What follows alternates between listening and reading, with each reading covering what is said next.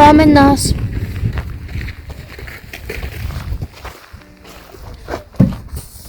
Ονομάζεσαι? Ανδρούλα Πέτρου.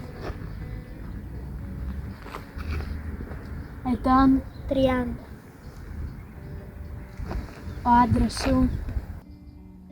Αγνοούμενος. Παιδιά? 2. Ετών?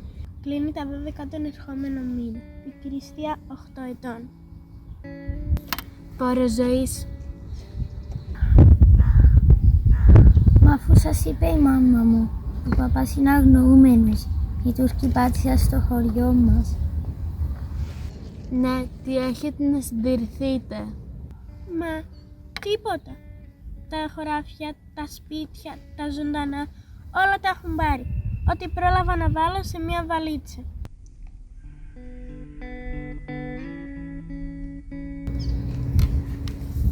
Εδώ, βάλει την υπογραφή σου, Αντρούλα. Λοιπόν, Αντρούλα, θα πας πλέον στην αποθήκη να πάρεις τα τρόφιμα που δικαιούσε. Αργότερα, όταν θα ξεχωρίσουμε τα δέματα που μας έστειλαν, θα σε ειδοποιήσουμε να πάρεις και ρουχισμό. Ευχαριστώ.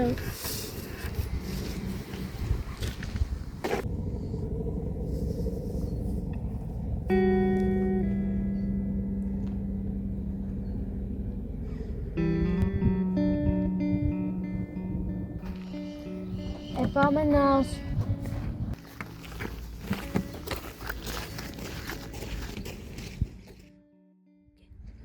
Κοίτα να μην χάσουμε τις ταυτότητες μας.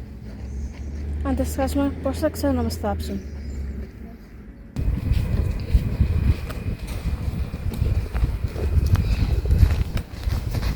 Λοιπόν, Αντρούλα, θέλεις να μου πεις? Μα τι να πω, δεν ξέρω. Δεν χρειάζεται να ξέρεις.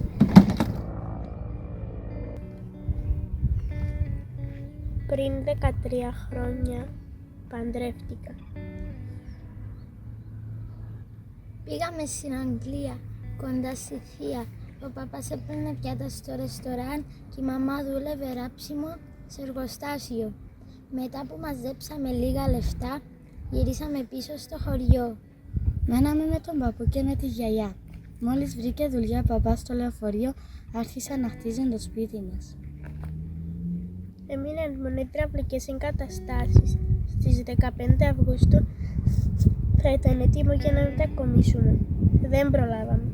Ήρθαν οι Τούρκοι.